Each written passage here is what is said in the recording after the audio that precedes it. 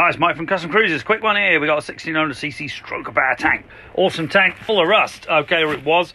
Got some old shitty sealer in. No good at all. What we've done, okay, this is really awkward. I know it's a shit video, but you can get the idea. We've blocked this part of the tank, joined it to this, and we put an Allen key in this breather. Okay, we then put a rubber glove in the cap, screwed the cap back in. Now, this has got a beautiful Wagners tank sealer, which is amazing if you've ever used this stuff. This stuff will seal pretty well anything. You know, this in fact has gone on top of another shitty type of sealer because we couldn't get the stuff out at all, even with acetone.